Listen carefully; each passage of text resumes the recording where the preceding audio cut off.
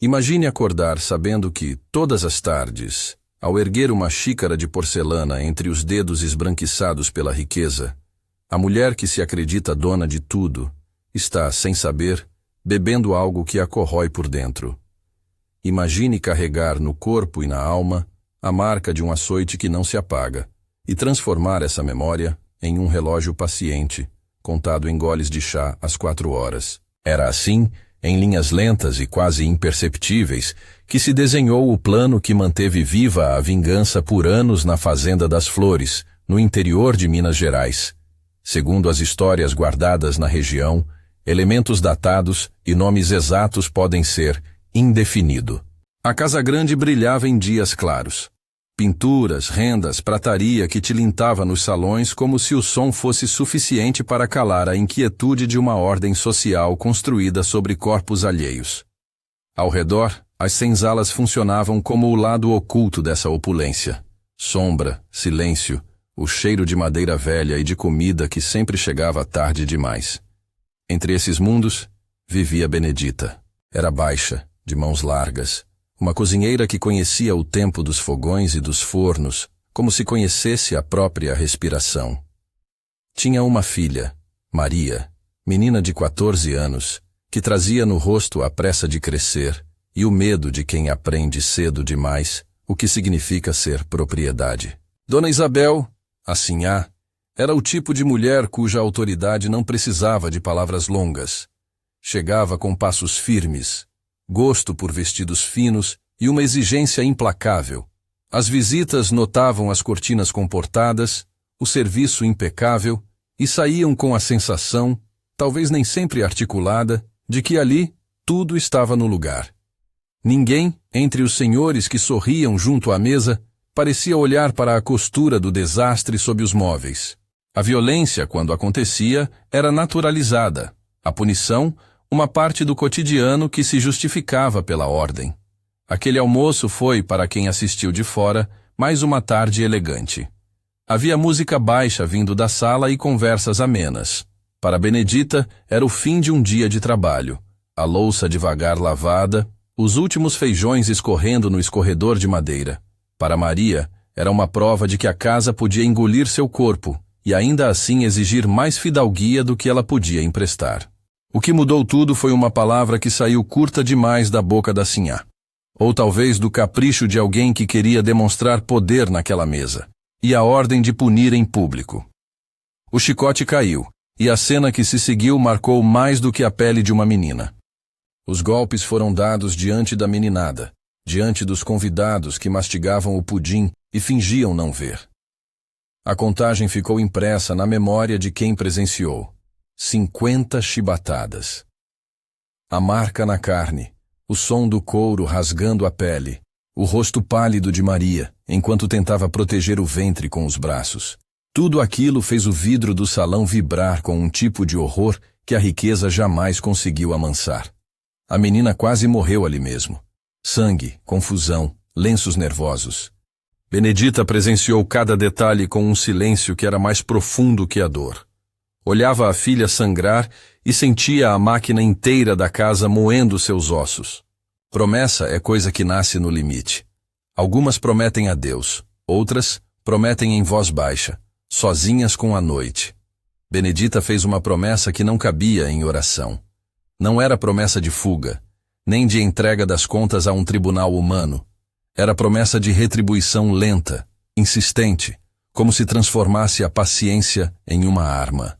Jurou que faria Dona Isabel sentir, dia após dia, a mesma erosão que sua filha carregava no corpo e na vida. Não falou alto. A voz que fez a promessa foi a de quem sabia que qualquer palavra poderia ser usada como prova contra si. Ficou então com o gesto. Promessas feitas em silêncio têm a vantagem de não deixarem testemunhas oficiais. Ela não tinha armas. Não tinha direito à lei. Tinha, isso sim, conhecimento da cozinha, dos cheiros, do ponto de fervura, das ervas que as velhas da região traziam em pacotes e que os demais chamavam de remédios. Tinha o dom do invisível, a habilidade de passar entre as panelas sem que os olhos da casa notassem, de limpar o chão enquanto percebeva o corpo do outro. Um corpo que, ao contrário dos seus próprios membros, podia ser julgado, vendido, castigado. E tinha, sobretudo, tempo. Tempo e rotina se tornaram seus aliados. A rotina da Sinhá, o chá das 4, era sagrada. Uma pausa do mundo, um momento em que porcelana e conversa se encontravam para reconstituir autoridade. Benedita observou.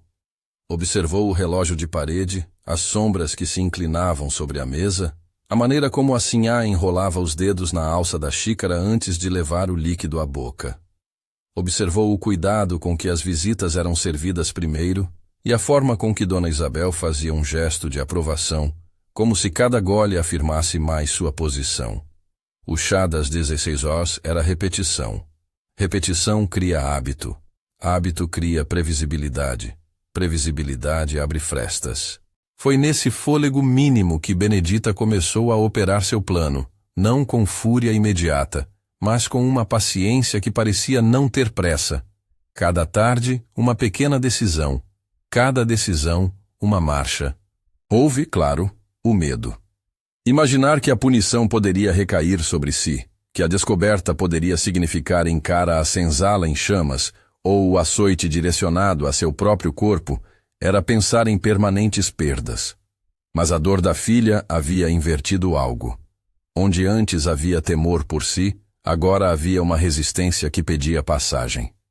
Ela aprendeu a mover-se nos limites permitidos. Xícaras que só ela lavava, panos que guardava sob o avental, um pequeno esconderijo no colchão onde ninguém via. Para os outros, aquilo era apenas sujeira de casa. Para Benedita, eram cofres. Nos meses que se seguiram, Benedita fez do chá um calendário. Não havia pressa. Não havia espetáculo.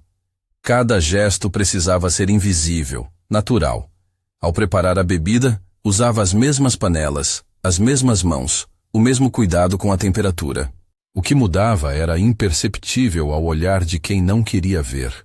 Um amassar de folhas num pano, o prolongar breve de um jovem calor no meio de uma tarde, um punhado que sumia entre lenços.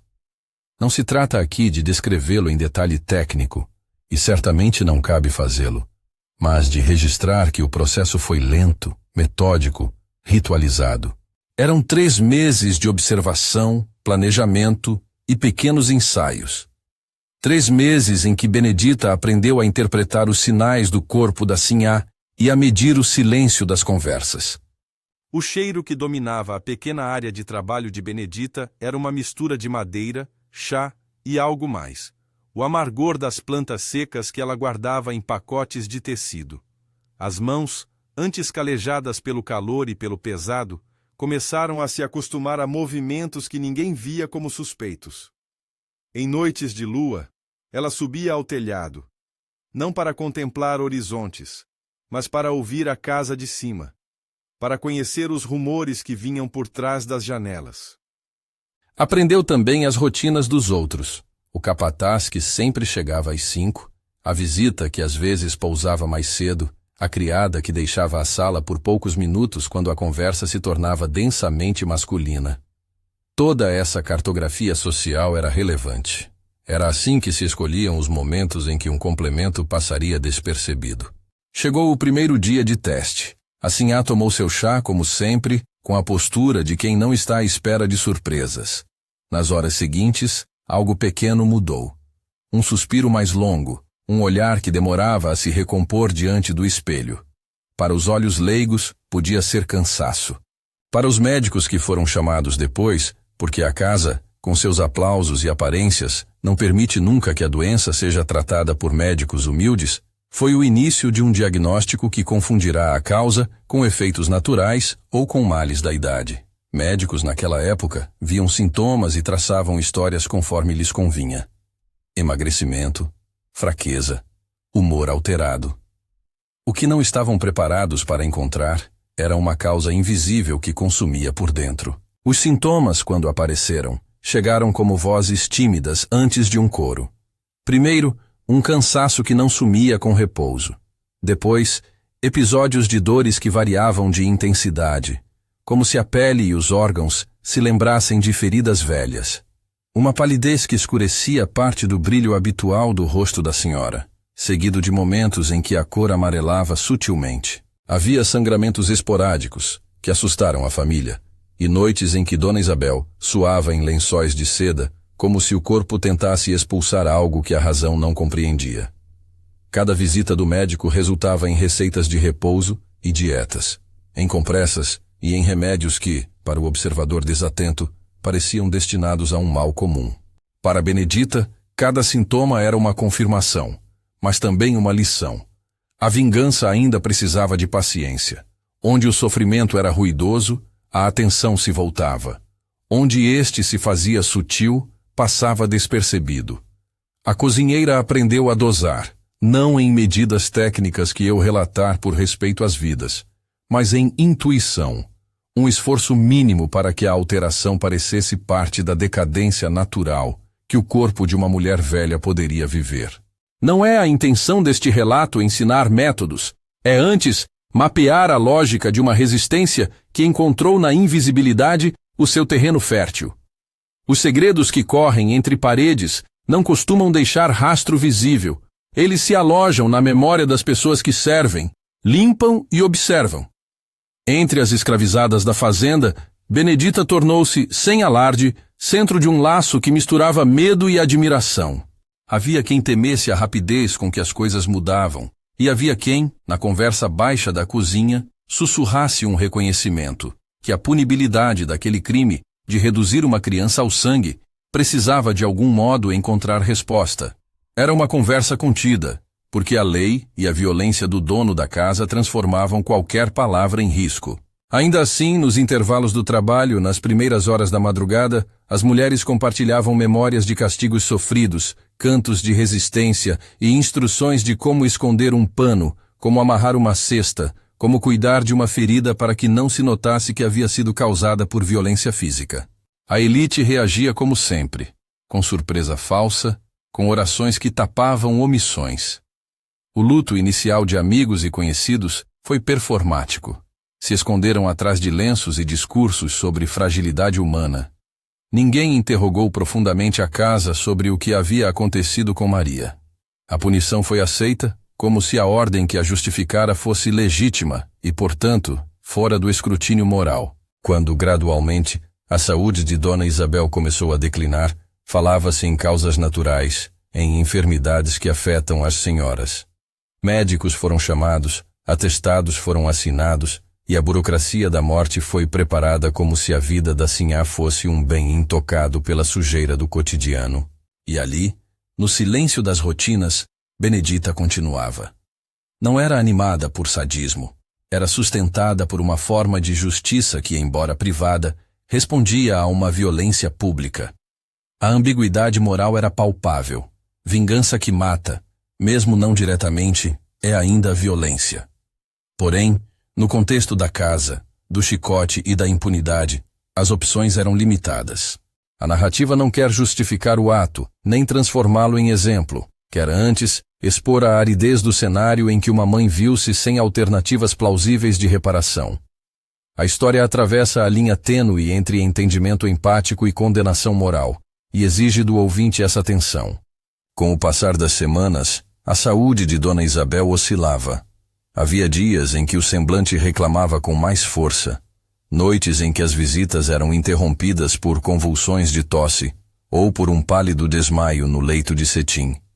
O capataz, homem de poucas palavras e muitos olhos, começou a comentar que a sinhá andava diferente. Especulações sobre culpa e castigo divino apareceram em rodas de almoço. Mas nenhum daqueles comentários se converteu em investigação. A casa permanecia modelo de civilidade, e a decência pública era mais importante que a busca pela verdade. A cada manhã, ao limpar a mesa onde a família comia, Benedita recolhia as xícaras usadas, as mesmas que, horas antes, haviam colocado na boca da mulher que mutilara sua filha. Suas mãos, que conheciam o peso das gamelas e o calor das panelas, agora sabiam também o peso do segredo.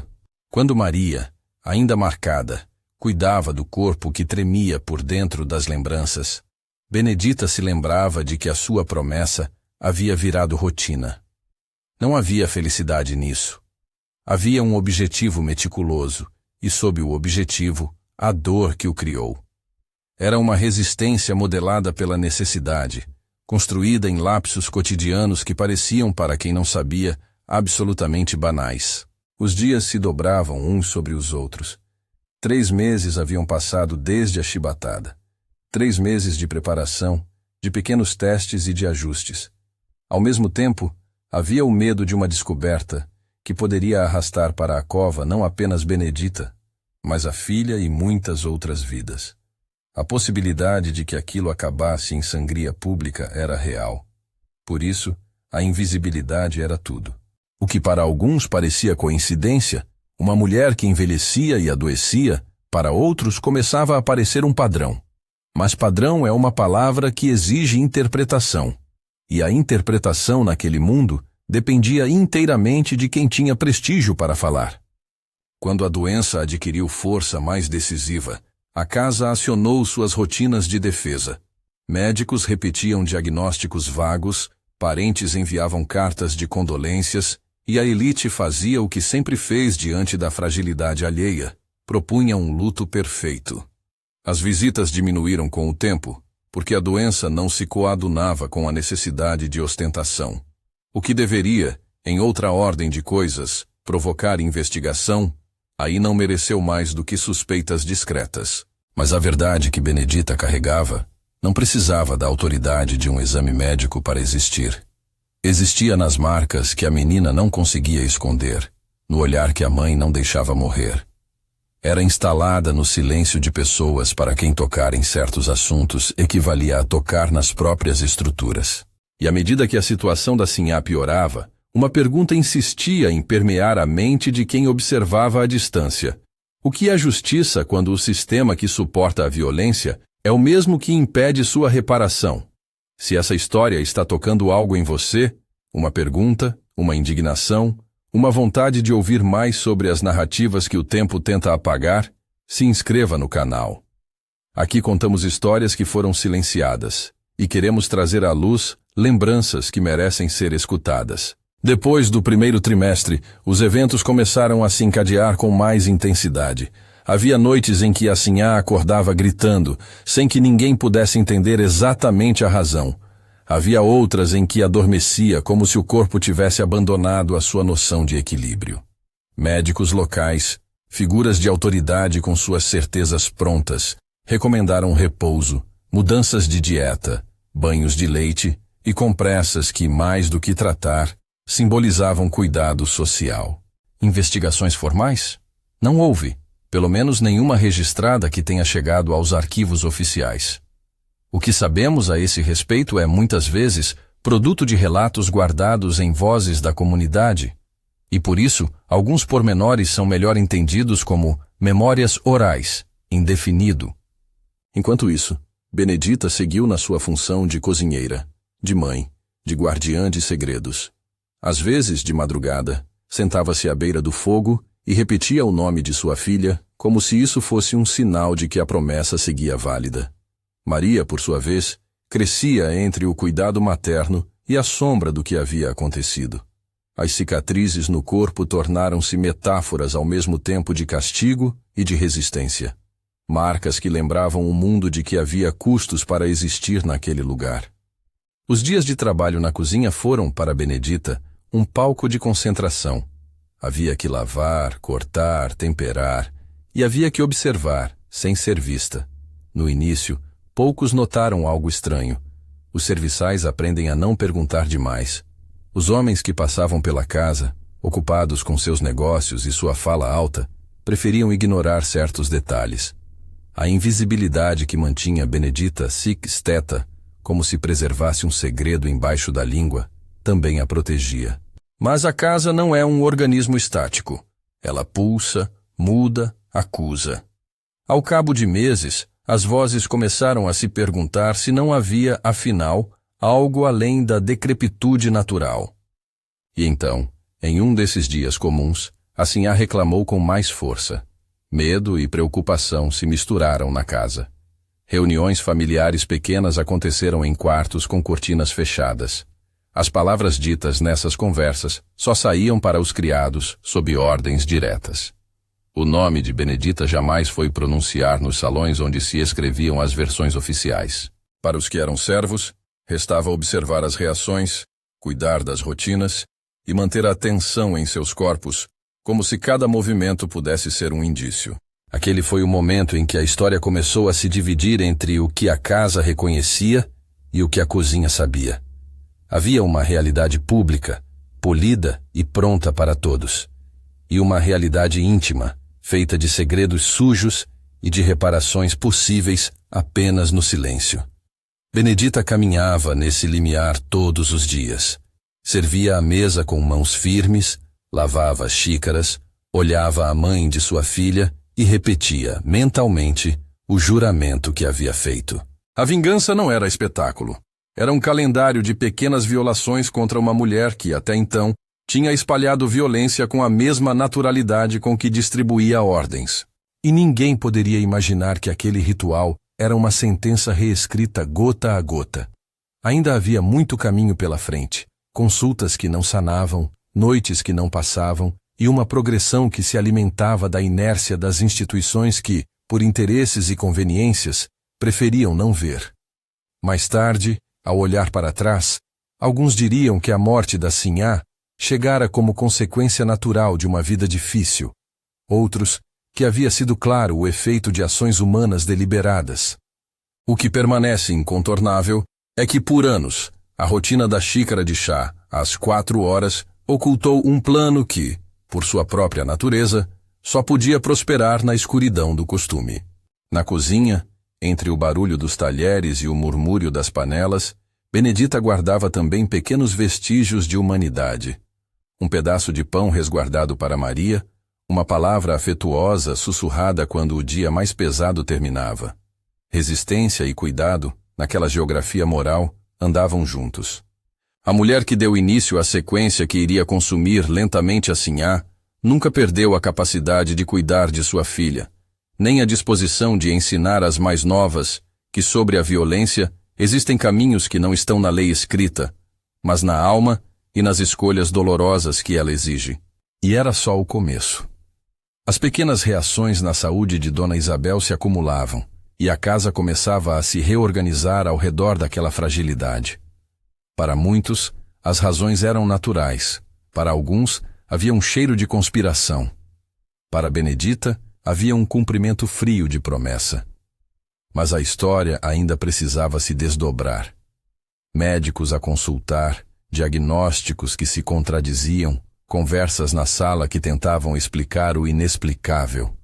Em silêncio, as marcas de Maria continuavam a existir como prova viva de uma violência anterior que justificou, aos olhos de quem a sofreu, a construção de uma resistência tão surpreendente quanto fatal. A tensão aumentava, e com ela o risco. Cada xícara servida podia ser o gesto que sustentava a punição ou o indício que denunciava a autora. Benedita continuava a contar o tempo em chás das 4, todo dia, mantendo a sua promessa viva, e o plano, que havia começado como pulsação contida, ganhava velocidade e inevitabilidade. O futuro da casa, os velhos segredos e as perguntas que a história oficial não queria responder, tudo isso aguardava a próxima virada, na qual as escolhas feitas naquela cozinha seriam confrontadas com o peso das instituições e a memória das pessoas que, como Maria, carregavam feridas abertas. A cada nova manhã, a casa reajustava seus ritmos. A cada tarde, o ritual do chá vinha como se a ordem do mundo dependesse de um gole perfeito. Mas havia algo que, aos poucos, tirava o brilho das porcelanas. A senhora da casa estava doente. O enfraquecimento se instalou com a mesma lentidão calculada que Benedita havia empregado para construir sua vingança. O que para a família era um declínio inevitável, começou a tomar contornos de uma calamidade que ninguém parecia disposto a examinar por inteiro. As portas fechavam-se com cuidado em torno dos quartos da Sinhá. Lá dentro, cortinas pesadas filtravam a luz. Fora, a vida seguia sua coreografia. Havia uma zona de silêncio que os criados respeitavam, como quem não quer perturbar um segredo ou acelerar uma tragédia que já estava escrita. O capataz passava mais vezes pelos corredores, o olhar mais atento, as palavras medidas. Não eram perguntas que surgiam, eram colocadas como suposições, comentários vazios sobre o destino das pessoas de certa idade. A elite regional oferecia condolências encenadas e orações corretas, como se isso bastasse para repor qualquer lacuna ética.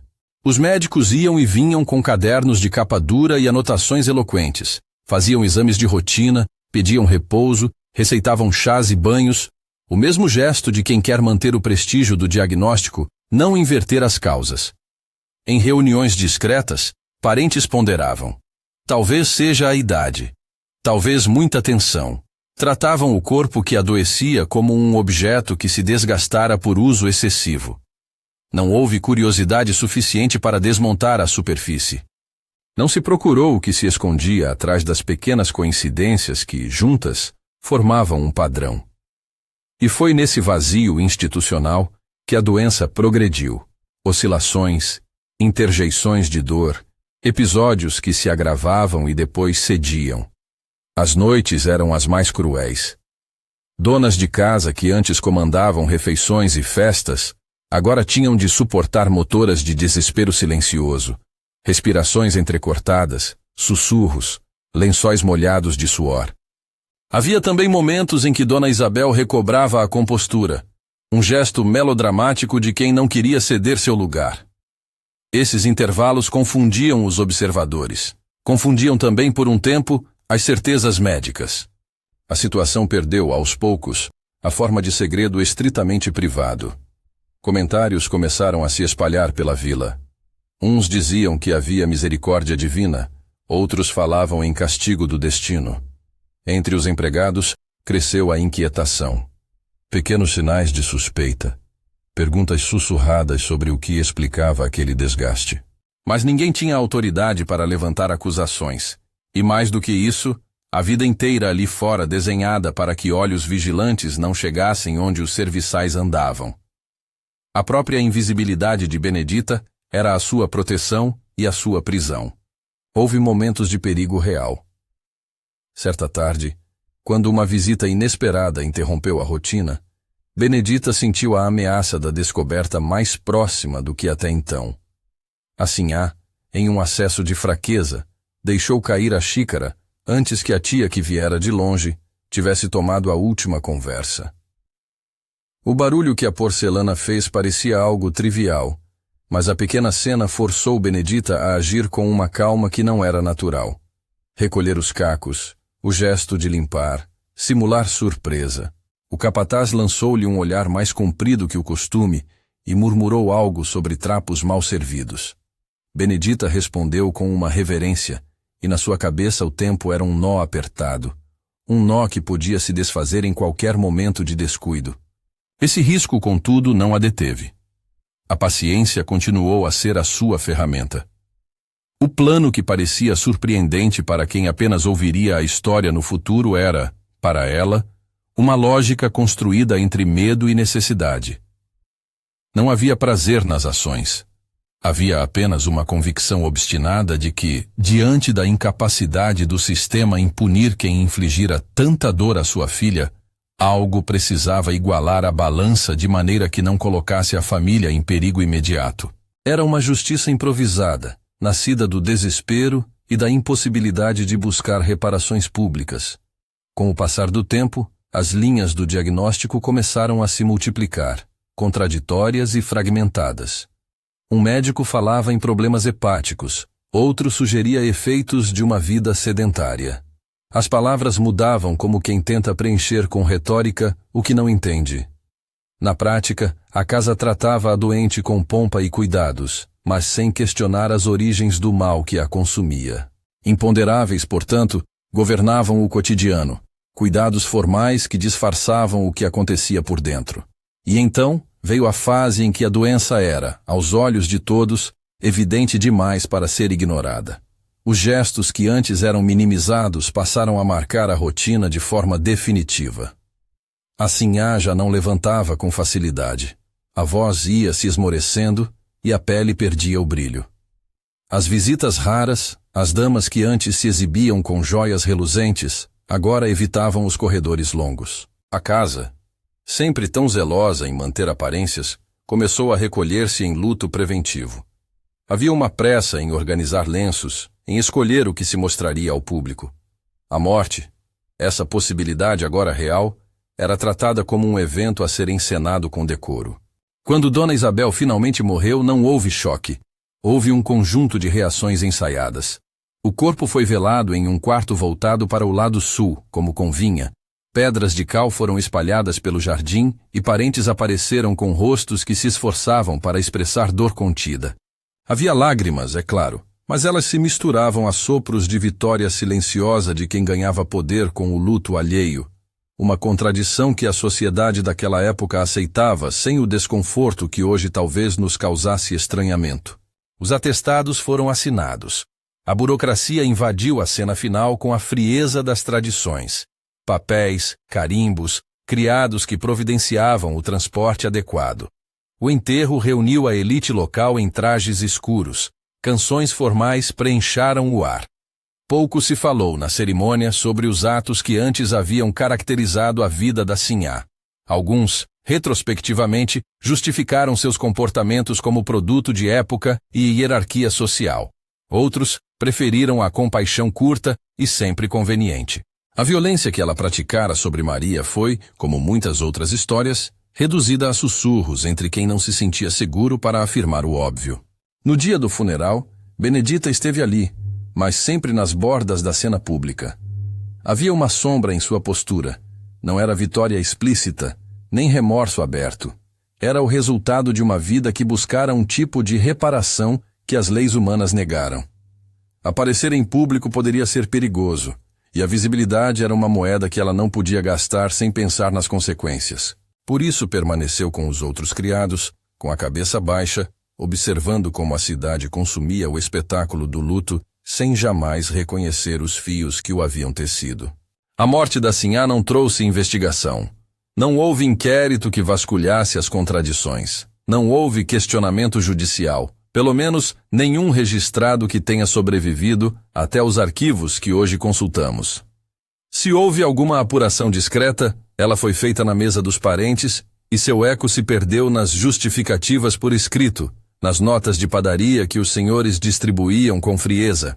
É importante dizer, a ausência de registro formal pode ser tanto produto de omissão quanto de destruição posterior de documentos. Sobre isso, algumas coisas permanecem indefinido. Após o enterro, a casa retomou suas funções mutáveis. Os móveis foram rearranjados, as memórias apontadas para um lado mais brando e as pequenas histórias incômodas foram relegadas ao espaço do esquecimento. E a vida de Benedita continuou. O que mudou, no entanto, foi a dimensão daquilo que ela carregava consigo. Não era apenas o peso de um segredo. Era também o alívio de uma promessa cumprida, por mais que isso trouxesse consigo uma complexidade de sentimentos que não se traduz em palavras fáceis. Os anos que se seguiram foram de reacomodação. Maria cresceu, carregando ao corpo e ao espírito aquilo que o mundo lhe tinha imposto. A cicatriz física foi curando de modo incompleto, e outras feridas permaneceram como tatuagens invisíveis. Benedita manteve-se por perto, ensinando a filha a costurar, a falar devagar e a guardar o olhar para si. Às vezes, quando o sol baixava e a casa acalmava, mãe e filha dividiam silêncios que diziam mais que qualquer conversa. Havia entre elas um reconhecimento tácito. A promessa havia sido cumprida, mas o preço era alto e suas repercussões não se limitavam ao corpo de quem partira. Com o tempo, a propriedade mudou de mãos. O coronel Antônio Ferreira, figura que assumiu formalmente a fazenda em momento posterior, com todas a sua pompa e privilégios, reordenou alguns aspectos da casa conforme seus gostos. Trocou cortinas, mandou pintar portas e nomeou administradores. Em registros posteriores, o nome do antigo proprietário talvez tenha sido associado a novas narrativas sobre desenvolvimento econômico na região. A presença das violências que tornaram aquelas fortunas possíveis foi muitas vezes minimizada ou transformada em subtexto de memórias oficiais. Essa transladação de sinais é comum. O poder escreve sua própria versão do passado e, frequentemente, ocupa o espaço onde outros deixaram relatos. Novamente, o que exatamente consta nos documentos oficiais é, em parte, indefinido. A história, porém, persistiu nas vozes. Entre as escravizadas e depois, entre suas famílias libertas e descendentes, a narrativa seguiu circulando em fios sutis. Contavam-se os episódios nas cozinhas, nos terreiros, nas festas de família. O relato sobre Benedita, sobre a cozinheira que armou um plano surpreendente e paciente para fazer justiça por sua filha, transformou-se em lenda e advertência, em consolo e em reflexão. Nas rodas ao redor do fogo, a história ganhava versões e detalhes que se ajustavam ao tempo. Ora enfatizava o heroísmo silencioso, ora ponderava a sombra moral do gesto.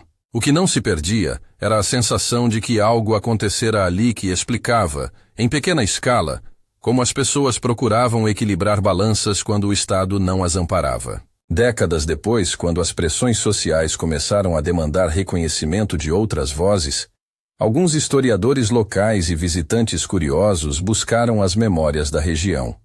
Mas o processo de ampliação do olhar foi lento e desigual. Havia relatos orais, notas em diários particulares e algumas menções em cartas. Contudo, muitas dessas fontes continuaram a ser consideradas secundárias em relação aos arquivos oficiais. A memória institucional preferia celebrar a arquitetura da Casa Grande, as festas, a produção agrícola. A violência e as estratégias de resistência das pessoas escravizadas apareciam, quando muito, como margens em obras desproduzidas. O apagamento, portanto, manteve-se como prática. É mais fácil divulgar imagens benevolentes de um passado que alimenta identidades do que encarar seus elementos perturbadores. No leito de morte de Benedita, muito tempo depois daqueles anos de tensão, houve um momento em que a casa que a abrigava ficou pequena para os segredos que ela guardava. Estava cansada, a pele mais fina, as mãos marcadas pelo trabalho. Ao seu redor, a nova geração já conhecia fragmentos. Maria, agora mulher adulta, e talvez mãe, ficou ao lado da mãe como quem espera ouvir uma palavra que justifique todo um passado. Benedita, segundo as versões orais que chegaram aos nossos dias, não procurou fazer uma confissão teatral. Não transformou seu ato em brado público. Procurou sim fechar o círculo daquilo que podia explicar o que havia movido sua vida. Dor, proteção, o desejo incomensurável de não ver sua filha reduzida ao nada. Ela falou de maneira contida, com a fala entrecortada pelo tempo e pelo cansaço. Contou a Maria, e depois às filhas da filha que ali ficaram, o sentido daqueles anos de silêncio e aplicação. Não se tratou de um testemunho de triunfo. Houve, antes, a memória de uma mulher que assumiu a ambiguidade de suas escolhas. A narrativa que Benedita deixou foi construída em termos humanos. Eu não queria matar por prazer, disse, segundo relatos orais, cuja fidelidade é em parte indefinido.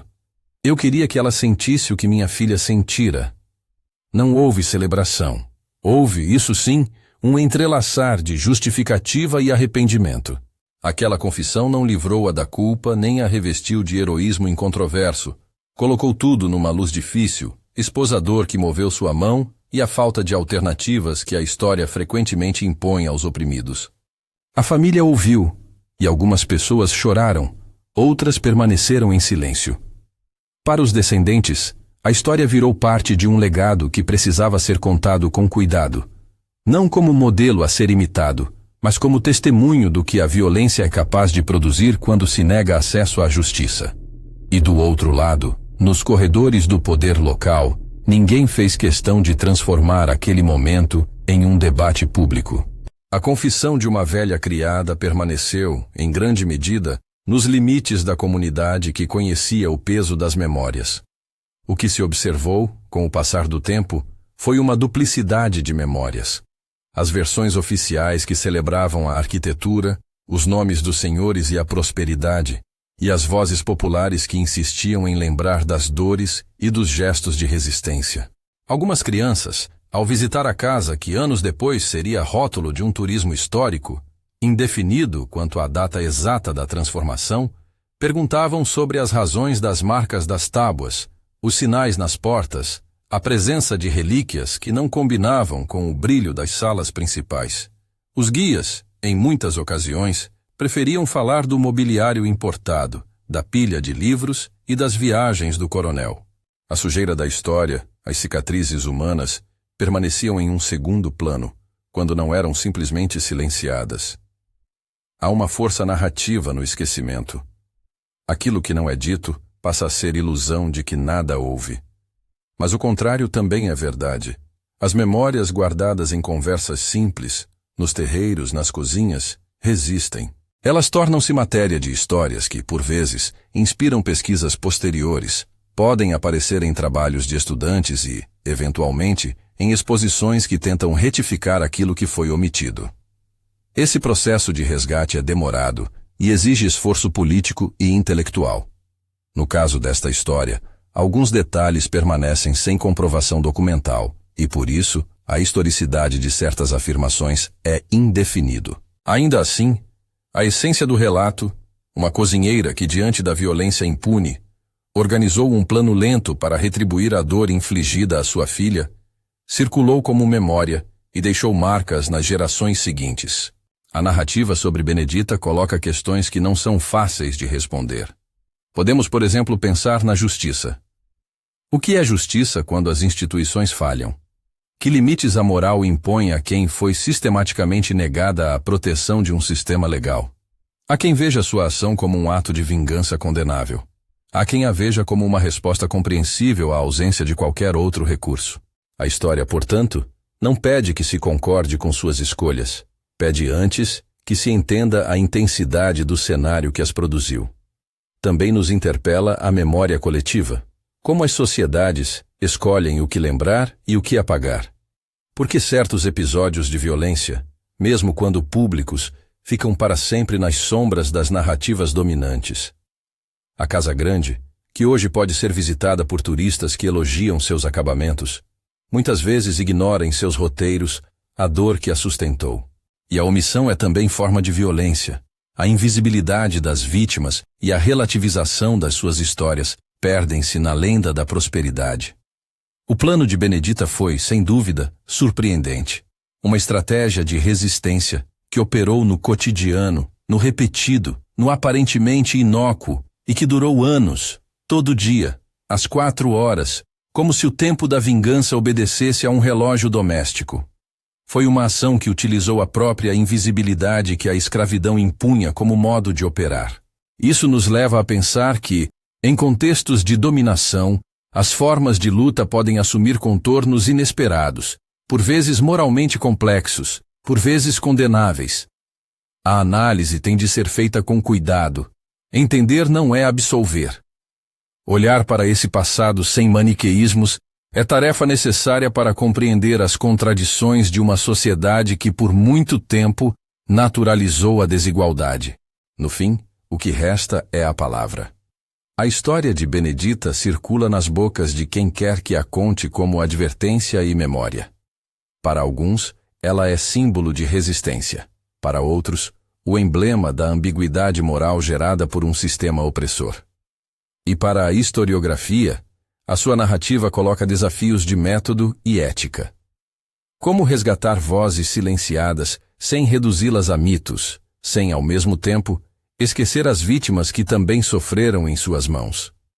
Se há algo que se pode afirmar com segurança, é que o passado não se dobra ao desejo dos poderosos de esquecê-lo. As memórias orais, as cicatrizes que resistem no corpo das pessoas, os relatos que passam de mãe para filha, tudo isso compõe uma forma de testemunho que reclama atenção. A história da cozinha, das xícaras, do chá das 16 horas e da promessa que foi contada em segredo por anos, mostra como a vida cotidiana pode ser terra de conflito e também lugar de potenciais reparações, ainda que amargamente pagas. Qual palavra você usaria para descrever Benedita? Coragem? Desespero? Injustiça? Complexidade? Deixe nos comentários uma palavra que resuma o sentimento que essa história despertou em você. Compartilhe este vídeo com alguém que se interessa por história, memória e justiça social. É conversando que transformamos o silêncio em aprendizagem. Que esta narrativa não sirva apenas para fascinar pela surpresa do plano, mas para nos lembrar do custo humano das estruturas que permitiram que uma mãe encontrasse na clandestinidade a única forma de resposta que a realidade lhe ofereceu. Que sirva também de convite à escuta das vozes esquecidas e à construção de memórias que reconheçam tanto as vítimas quanto as estratégias desesperadas de quem foi forçado a sobreviver num mundo que negou a ela o direito à reparação. A história termina sem resolver todas as perguntas. Talvez essa seja a sua maior lição. Quando a justiça falha, as escolhas que restam aos oprimidos nem sempre cabem em julgamentos fáceis. E a tarefa de lembrar e ressignificar pertence a todos que querem um passado mais honesto e um presente mais justo.